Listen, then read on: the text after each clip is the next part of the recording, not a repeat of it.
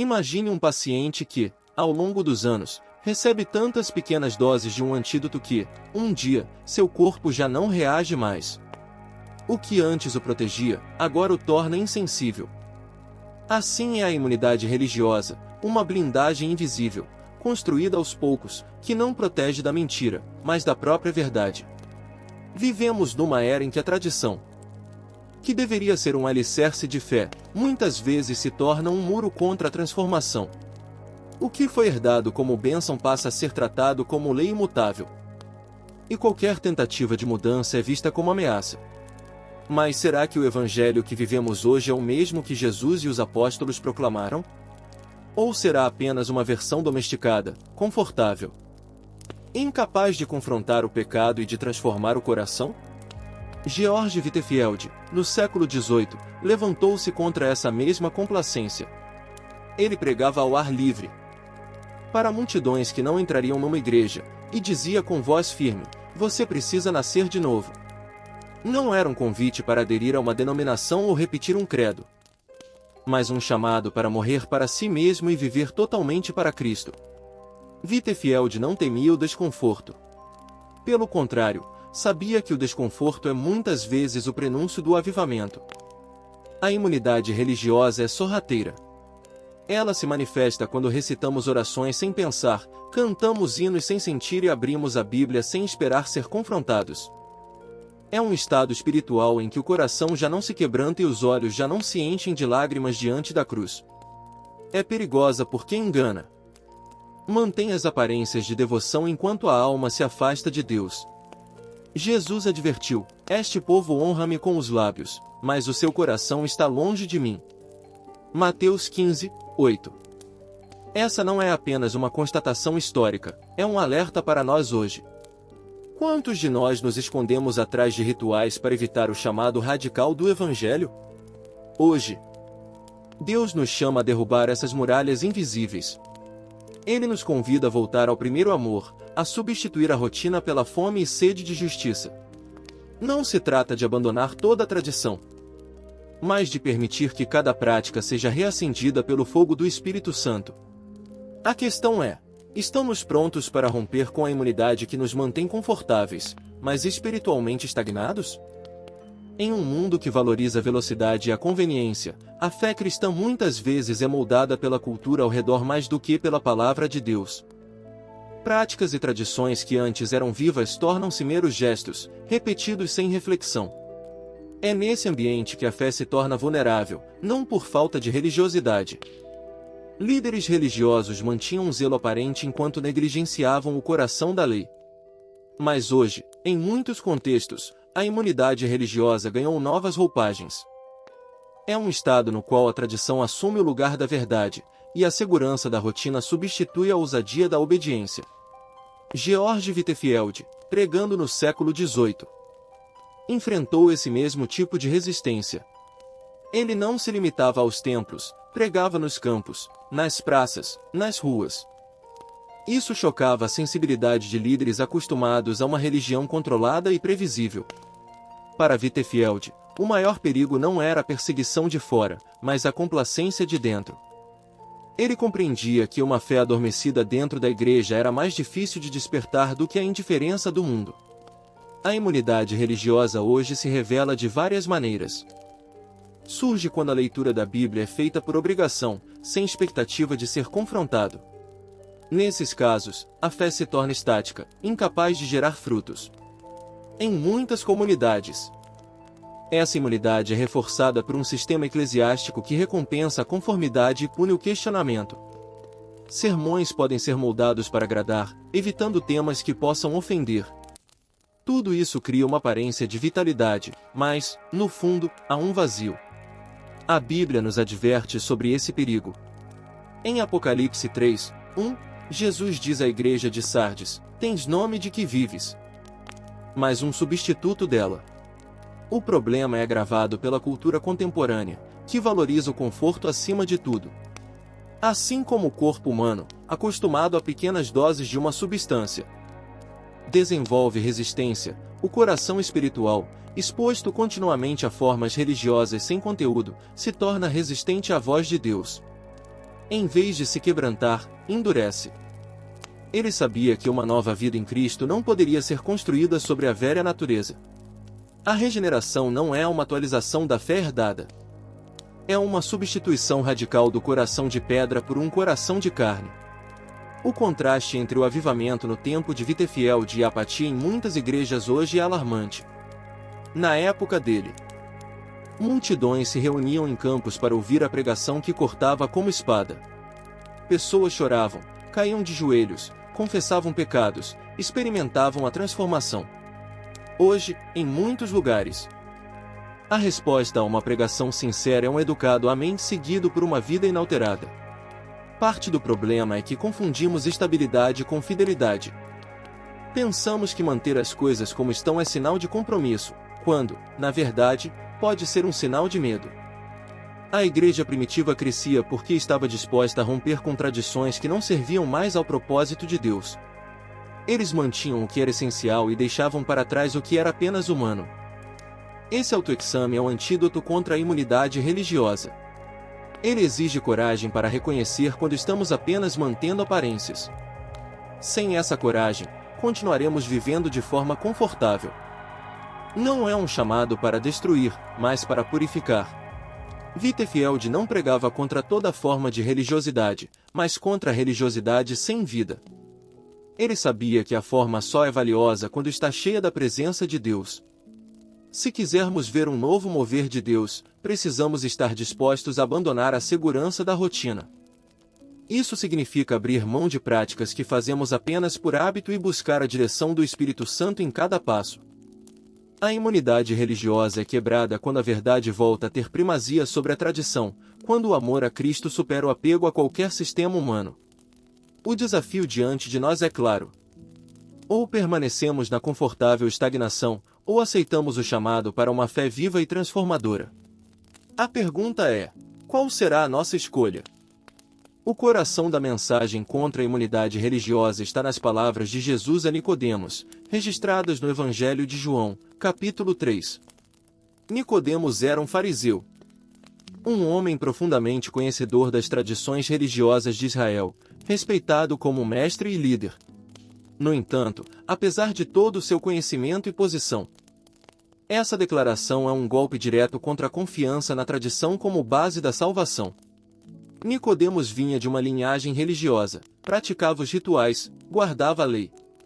Aos olhos humanos, estava em perfeita posição espiritual. Mas Jesus revelou que nada disso era suficiente. O que era necessário não era mais um conjunto de obras, mas uma transformação completa de natureza, algo que só o Espírito Santo pode realizar. A imunidade religiosa é justamente o que impede essa transformação. Assim como Nicodemos inicialmente não compreendeu, muitos hoje também não entendem que nascer de novo é mais do que reformar a vida, é receber vida onde antes havia morte. É por isso que Jesus complementa: o que é nascido da carne é carne, e o que é nascido do Espírito é Espírito. João 3, 6. Ele está dizendo que as tradições e esforços humanos, por mais nobres que sejam, não podem produzir a vida espiritual que vem de Deus. George Wittefield pregava essa verdade com uma urgência incomum. Ele dizia: você precisa nascer de novo. Não é reformar algumas áreas, mas ser completamente transformado pela graça de Deus. Para ele, o novo nascimento era o ponto central do Evangelho. Orações e obras de caridade. Mas ao estudar as Escrituras, especialmente a conversa de Jesus com Nicodemos, ele percebeu que estava espiritualmente morto, apesar de sua intensa atividade religiosa. Isso o levou a uma experiência de profundo arrependimento e entrega total a Cristo, que moldaria todo o seu ministério. Do ponto de vista bíblico, nascer de novo é obra exclusiva de Deus. O apóstolo Pedro escreve: bendito seja o Deus e Pai de nosso Senhor Jesus Cristo, que, segundo a sua grande misericórdia, nos gerou de novo para uma viva esperança. E o papel humano é responder em fé e arrependimento. A imunidade religiosa, no entanto, cria um falso senso de segurança. Ela leva as pessoas a acreditarem que, porque foram batizadas quando crianças, ou porque frequentam cultos regularmente, já estão espiritualmente salvas. Esse engano é mortal, porque substitui a fé viva em Cristo por um conjunto de ritos e tradições. Mas no fato de se tornarem fins em si mesmas, eclipsando o relacionamento pessoal com Deus. Whitefield via nisso o maior desafio de seu tempo. Pregando ao ar livre para mineiros em Bristol, ele não os convidava apenas a melhorar de vida, mas a entregar-se completamente a Cristo.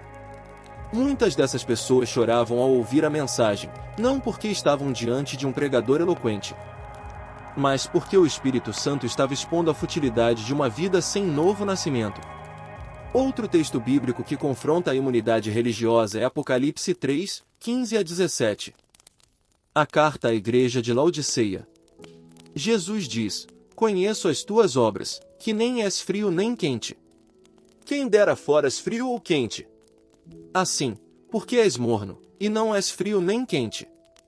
A imunidade religiosa cria justamente essa mornidão, um estado em que a pessoa pensa estar espiritualmente segura, mas está distante de Deus. Whitefield pregava contra a mornidão com palavras inflamadas. Ele alertava que um crente morno é mais difícil de alcançar do que um incrédulo declarado, porque o morno se agarra a uma falsa paz. Ele dizia: é melhor enfrentar a tempestade do arrependimento agora do que naufragar eternamente na calmaria da indiferença. No centro dessa fundamentação bíblica está o fato de que Deus não se impressiona com aparência. 1 Samuel 16, 7 declara: o homem vê o que está diante dos olhos. Porém o Senhor olha para o coração. Isso significa que nenhuma quantidade de ritual ou de observância externa pode substituir um coração regenerado. Para combater a imunidade religiosa. 8 e 9. Também significa que essa fé deve produzir frutos visíveis, não como forma de ganhar salvação, mas como evidência de que o novo nascimento realmente aconteceu. Whitefield ilustrava isso com a metáfora da árvore. Uma árvore não é boa porque está cheia de folhas verdes, é boa porque dá fruto. Da mesma forma, o diálogo entre Jesus e Nicodemos permanece como um chamado urgente para cada geração. A pergunta não é se conhecemos a Bíblia, se participamos de uma igreja ou se seguimos tradições familiares. A pergunta é: já nascemos de novo? Já experimentamos a obra regeneradora do Espírito que transforma não apenas o que fazemos, mas quem somos? Essa é a base para todo o restante do ensino. Sem o novo nascimento, tudo o que fazemos será apenas uma tentativa humana de parecer espiritualmente vivos.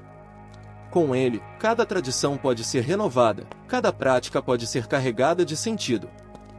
E cada dia se torna uma oportunidade de viver para a glória de Deus.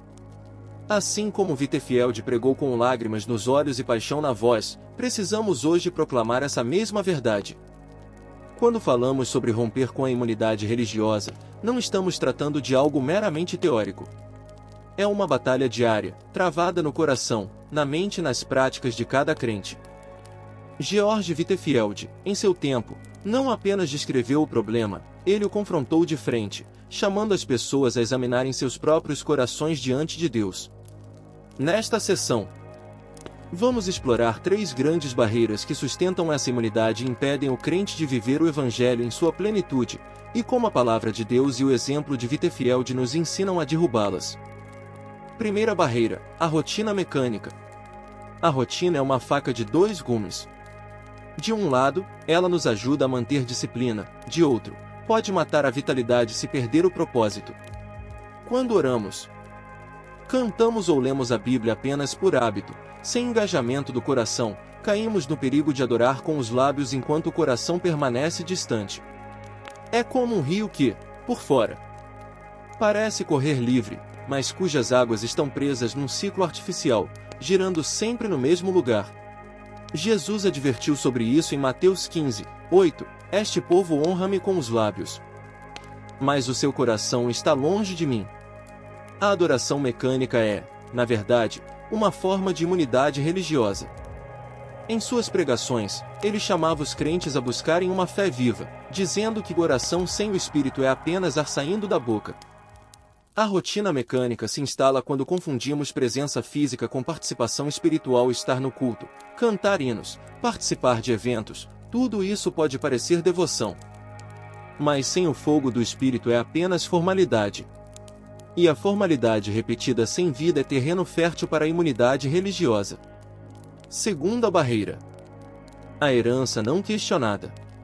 A fé herdada pode ser um grande presente, desde que seja examinada e assumida pessoalmente. Sem isso, ela se torna uma carga. Muitos crescem em lares cristãos, como se a salvação fosse transmissível por sangue ou tradição. O apóstolo Paulo confronta essa ideia em Romanos 9, 6-8. Deixando claro que não basta ser descendente de Abraão segundo a carne, é preciso ser filho segundo a promessa. Whitefield reforçava essa verdade ao dizer que Deus não tem netos, apenas filhos. Ele entendia que cada pessoa precisa passar pela experiência pessoal do novo nascimento. A herança não questionada cria imunidade porque dá uma falsa sensação de pertencimento. A pessoa pensa: sou parte desta igreja desde que nasci, logo, estou seguro. Mas Jesus advertiu que muitos dirão Senhor, Senhor, e ouvirão a resposta: nunca vos conheci. Mateus 7, 23. Terceira barreira: a interpretação rígida. Outra forma de imunidade religiosa é apegar-se a uma interpretação das Escrituras de maneira tão rígida que qualquer nova perspectiva é rejeitada automaticamente. Isso não significa abrir mão da verdade bíblica, que é imutável, mas reconhecer que nossa compreensão dela pode crescer e amadurecer. Quando tememos examinar a palavra com novos olhos, corremos o risco de defender nossas tradições mais do que a própria verdade de Deus. Os fariseus eram mestres nessa rigidez. Eles conheciam a lei, mas a aplicavam de forma a preservar seu próprio status. Jesus, ao curar no sábado, mostrou que a interpretação correta da lei estava alinhada com o coração compassivo de Deus, e não com regras frias.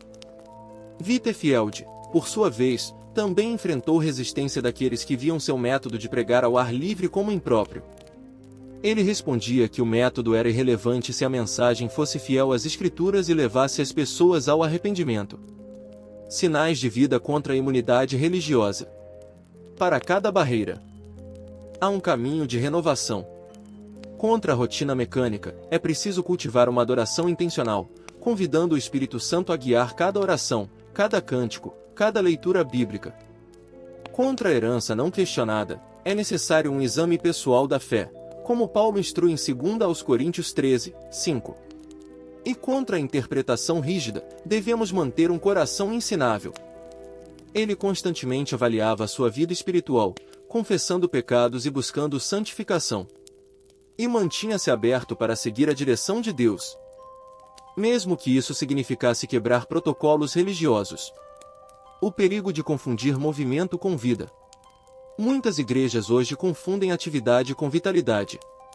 Programas, eventos e agendas cheias podem dar a impressão de saúde espiritual, mas sem frutos de arrependimento e transformação, tudo não passa de movimento vazio.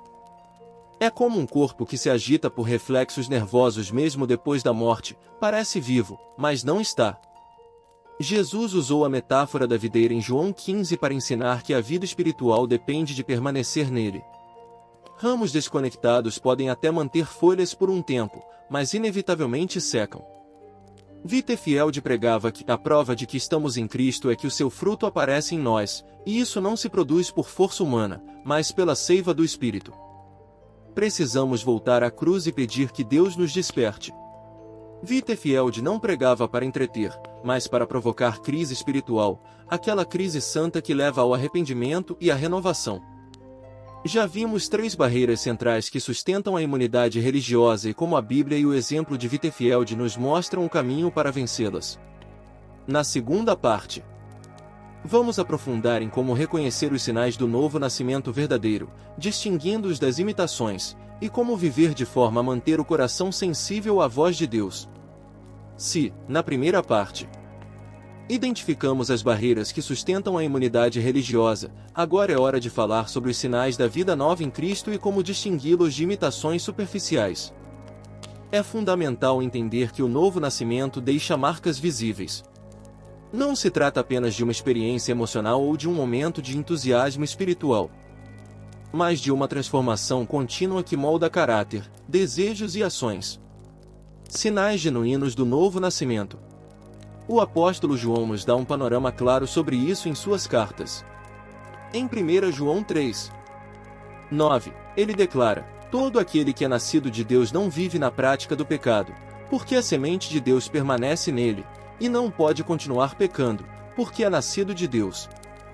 Isso não significa perfeição instantânea, mas uma mudança radical na relação com o pecado. O regenerado não se acomoda com o erro, sente tristeza, busca perdão e luta para viver em santidade.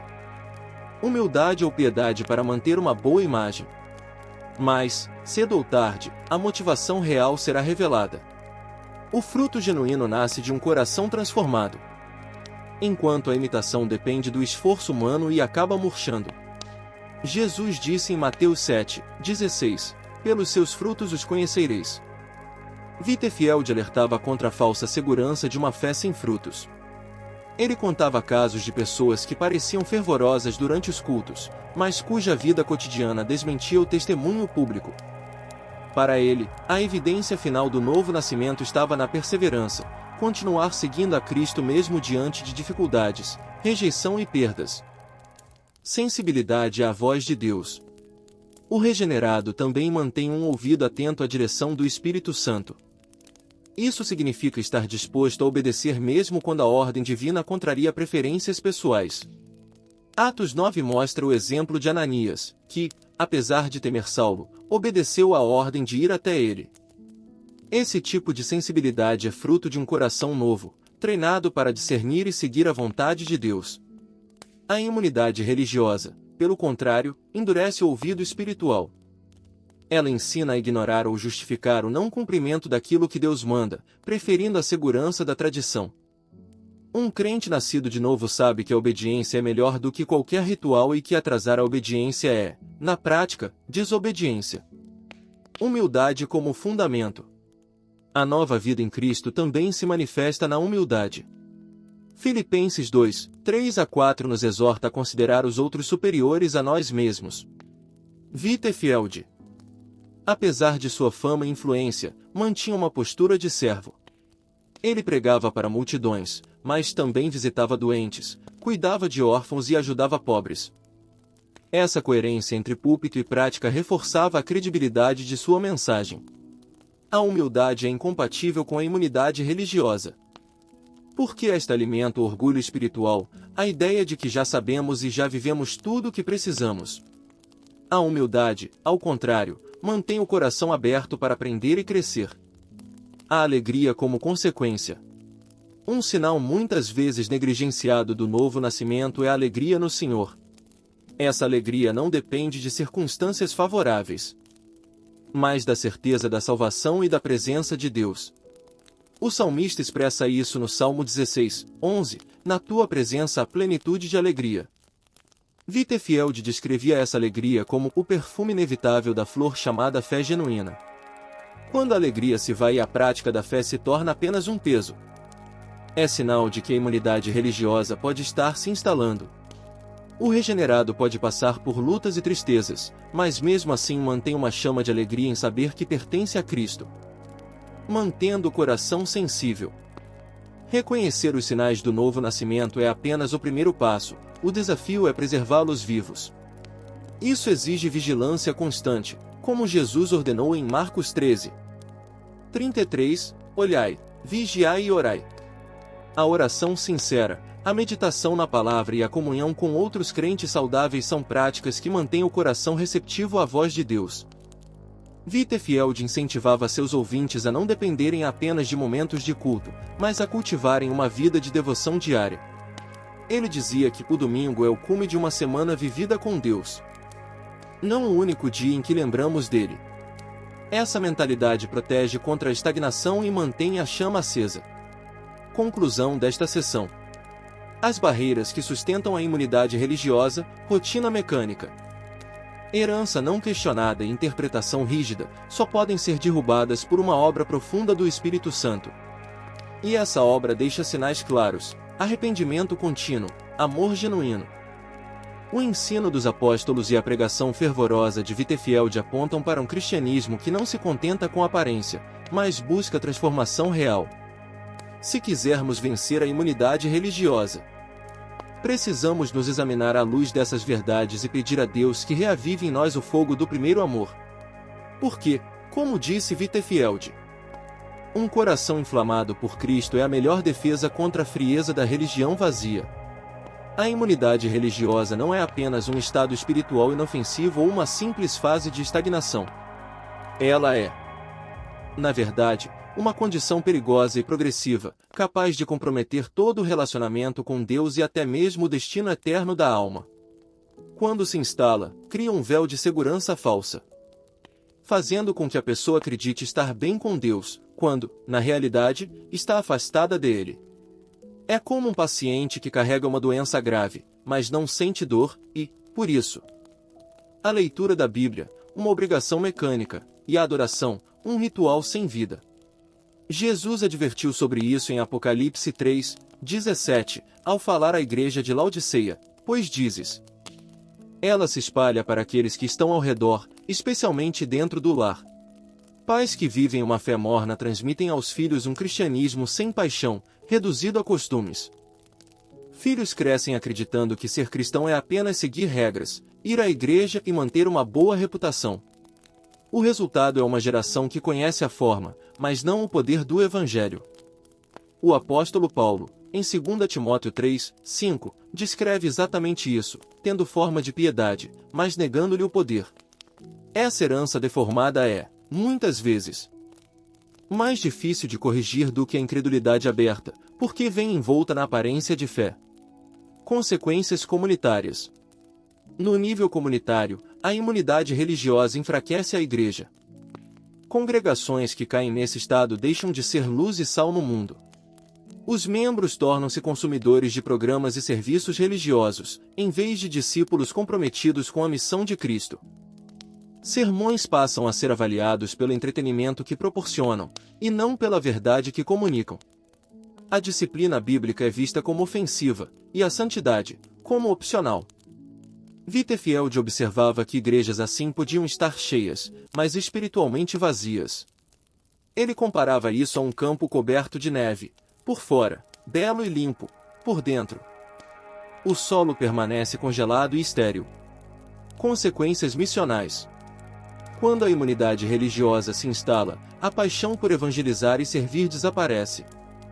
O cristão imune à verdade prefere manter seu círculo de conforto a obedecer à ordem de Jesus de ir e fazer discípulos. Isso compromete diretamente o cumprimento da grande comissão.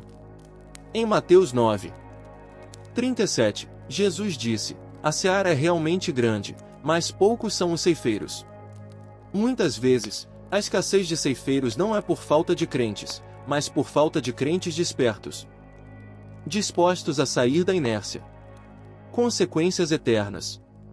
A mais séria de todas as consequências é o risco de perder a salvação. Embora apenas Deus conheça o coração, a tragédia da imunidade religiosa é que ela mascara a verdadeira condição espiritual até o último momento. Exemplos bíblicos de alerta. O rei Saul é um exemplo clássico, escolhido por Deus.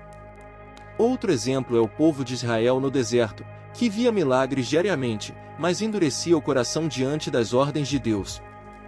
Wittefield frequentemente citava esses casos para lembrar que privilégios espirituais não garantem perseverança sem um coração renovado. Ele advertia: estar próximo das coisas de Deus não é o mesmo que estar em paz com Deus. Um caminho de restauração. Embora as consequências sejam sérias, a imunidade religiosa não é um destino inevitável. O primeiro passo é reconhecer o problema, como o filho pródigo que, caindo em si, percebeu a miséria em que estava. Lucas 15:17. Esse reconhecimento leva ao arrependimento genuíno e à busca renovada pelo Senhor. A seguir, é necessário reordenar prioridades, colocando a palavra e a oração no centro da vida. Mas não como tarefas obrigatórias, e sim como meios de comunhão viva com Deus. É nesse lugar de intimidade que o Espírito Santo restaura a sensibilidade e reacende o fogo do primeiro amor. Wittefield dizia que o mesmo sol que derrete a cera endurece o barro, lembrando que a resposta do coração à palavra determina se haverá renovação ou endurecimento. Ignorar o problema é escolher permanecer no engano. Enfrentá-lo é permitir que Deus quebre as barreiras, renove o coração e nos conduza a uma fé viva. Como Jesus disse em Apocalipse 3:19. Eu repreendo e disciplino a todos quantos amo, sê, pois, zeloso e arrepende-te. A escolha está diante de cada um de nós. Continuar anestesiado pela religiosidade ou despertar para a vida abundante que Cristo oferece. Chegamos ao ponto decisivo desta reflexão. Depois de identificar as barreiras da imunidade religiosa e compreender suas consequências devastadoras, a pergunta que permanece é: o que faremos com essa verdade? Se permaneceis na fé, provai-vos a vós mesmos. 2 aos Coríntios 13:5. Esse autoexame não é um exercício de culpa, mas um chamado à honestidade diante de Deus. Ele nos convida a abrir o coração, permitindo que o Espírito Santo sonde e revele áreas que precisam ser restauradas. George Whitefield costumava dizer: cada momento que adiamos a obediência é um momento a mais em que a imunidade religiosa se fortalece. Um chamado ao arrependimento genuíno. Arrepender-se não é apenas sentir remorso. É mudar de direção. É reconhecer que estivemos vivendo aquém daquilo que Deus deseja e decidir, com a ajuda do Espírito Santo, trilhar um novo caminho. Em Atos 3:19, Pedro prega: arrependei-vos, pois, e convertei-vos, para que sejam apagados os vossos pecados, e venham assim os tempos de refrigério pela presença do Senhor.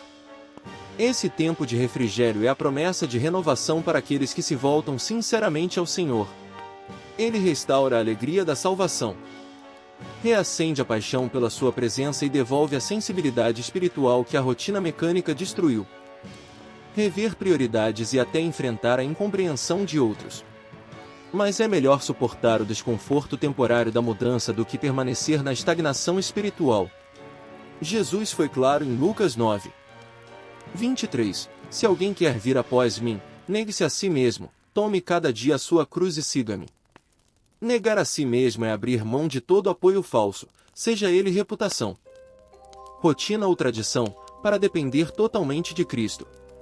Decisões práticas para reacender a fé. Responder ao convite de Deus também envolve passos concretos. É decidir buscar a sua presença diariamente, não como um dever, mas como um deleite. É escolher ouvir a palavra com um coração disposto a obedecer. Mesmo quando a mensagem confronta áreas sensíveis da vida. É se envolver ativamente na obra do Senhor, servindo com humildade e amor. Whitefield incentivava seus ouvintes a começarem de forma simples. Um ato de entrega total. É dizer: Senhor, não quero mais viver na superfície. Quero conhecer-te profundamente. Essa entrega abre as portas para que o Espírito Santo opere com liberdade, moldando o caráter e direcionando cada passo. Romanos 12:1 resume esse ato: rogo-vos, pois, irmãos, pela compaixão de Deus, que apresenteis os vossos corpos em sacrifício vivo, santo e agradável a Deus, que é o vosso culto racional. Esse sacrifício vivo não é apenas o que fazemos dentro da igreja, mas toda a nossa vida colocada nas mãos de Deus. O hoje é o dia certo. A urgência desta decisão é real. Hebreus 3:15 diz: hoje, se ouvirdes a sua voz, não endureçais os vossos corações. Cada vez que adiamos, corremos o risco de perder a sensibilidade e permitir que a imunidade religiosa volte a crescer. Por isso, o convite não é para mais tarde, é para agora. Oração de entrega.